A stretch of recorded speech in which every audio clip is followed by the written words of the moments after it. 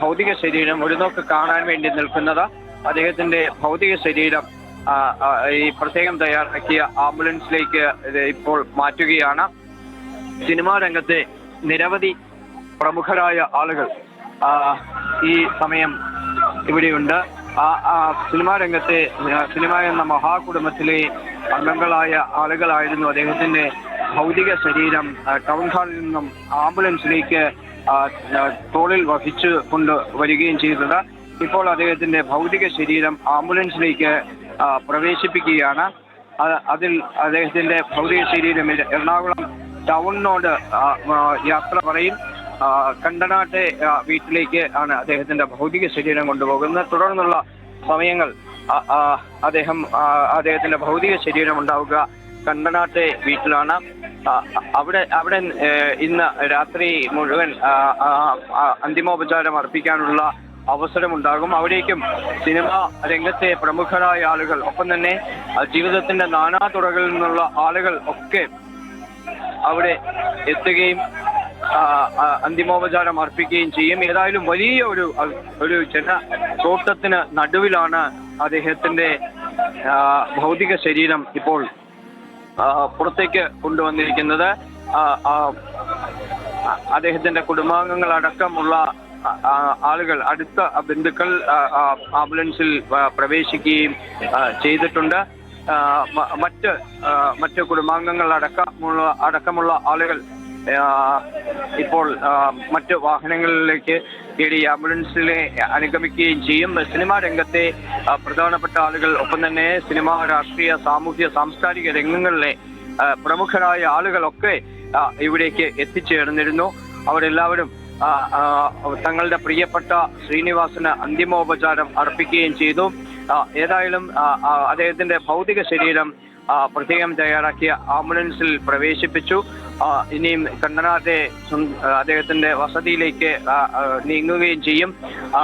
പോലീസിന്റെ അകമ്പടിയോടുകൂടി തന്നെ ആണ് അദ്ദേഹത്തിന്റെ ഭൗതിക ശരീരം കൊണ്ടുപോവുകയും ചെയ്യുന്നത്. നൂറുകണക്കിന് ആളുകൾ ഇപ്പോഴും ഈ ആംബുലൻസിന് ചുറ്റും പോലും തടിച്ചുകൂടിയിരിക്കുന്ന ഒരു സാഹചര്യമാണ്. കാരണം പൊതുദർശനം നീണ്ടുപോകുന്ന ഒരു സാഹചര്യം ഉണ്ടാകുമായിരുന്നു. കാരണം നൂറുകണക്കിന് ആളുകൾ വന്നുകൊണ്ടേയിരിക്കുകയായിരുന്നു. പക്ഷേ കൃത്യമായ ഒരു ക്രമീകരണം, ഇതിനായി നടപ്പാക്കിയ ഒരു കൃത്യമായ ഒരു ക്രമീകരണത്തിലേക്ക് തന്നെ പോകേണ്ടതുണ്ട് എന്ന് അടുത്ത ബന്ധുക്കളടക്കമുള്ളവർ തീരുമാനിച്ചതോടുകൂടിയാണ് ഇത്തരത്തിൽ ഒരു 3 മണി എന്നത് 3:30 കൃത്യമായ നിലയിൽ പൊതുദർശനം അവസാനിപ്പിച്ച് അദ്ദേഹത്തിന്റെ ഭൗതിക ശരീരം കൊണ്ടുപോകാനുള്ള ക്രമീകരണത്തിലേക്ക് നീങ്ങുകയും ചെയ്തത്.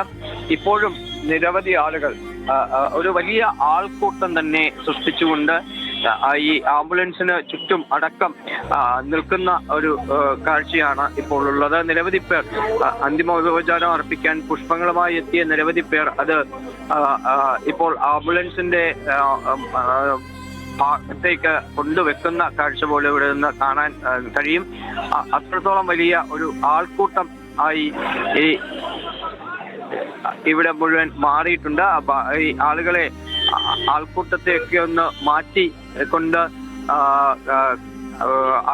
അദ്ദേഹത്തിന്റെ ഭൗതിക ശരീരം അടങ്ങുന്ന ആംബുലൻസ് ഒന്ന് പുറത്തേക്ക് കൊണ്ടുപോകാനുള്ള വലിയ തത്രപ്പാടിലാണ് പോലീസ് അടക്കം ഉള്ളവർ ഇപ്പോൾ നടത്തുന്നത്. ഏതായാലും അല്പസമയത്തിനകം തന്നെ അദ്ദേഹത്തിന്റെ ഭൗതിക ശരീരം ഈ ടൗൺ ഹാളിൽ നിന്ന് പുറത്തേക്ക് കൊണ്ടുപോകും. ആംബുലൻസ് പുറത്തേക്ക് ഇറങ്ങാനുള്ള ക്രമീകരണങ്ങൾ എല്ലാം ആളുകൾ ചെയ്തുകൊണ്ടിരിക്കുന്നു. പോലീസും അതുപോലെ തന്നെ സിനിമാ രംഗത്തെ പ്രമുഖരായ ആളുകളുമൊക്കെ ഒരു ക്രമീകരണത്തിന് വേണ്ടിയാണുള്ളത്. പോലീസിന്റെ അകമ്പടിയോടുകൂടിയാണ് തങ്ങളുടെ പ്രിയപ്പെട്ട നടനും എഴുത്തുകാരനും ഒക്കെയായി സിനിമാ മേഖലയിലെ തലമുറകളെ പ്രചോദിപ്പിക്കുകയും സിനിമാ മേഖലയിലെ തലമുറകൾക്ക് വലിയ തോതിൽ പ്രചോദനമായി മാറുകയും ഒക്കെ ചെയ്ത തലമുറ വ്യത്യാസമില്ലാത്ത എഴുത്തുകാരനും അഭിനേതാവും ഒക്കെയായി നിലകൊണ്ട ശ്രീനിവാസന് എറണാകുളം നഗരം വിട ചൊല്ലുകയാണ്. എറണാകുളം ടൗൺ ഹാളിൽ നിന്നും അദ്ദേഹത്തിന്റെ ഭൗതിക ശരീരം പോലീസ് അകമ്പടിയോടുകൂടി സിനിമ എന്ന വലിയ കുടുംബത്തിലെ അംഗങ്ങളുടെ കണ്ണുനീരിന്റെ അകമ്പടി കൂടി അദ്ദേഹത്തിന്റെ ഭൗതിക ശരീരം എറണാകുളം നഗരത്തോട് വിട പറയുന്നു.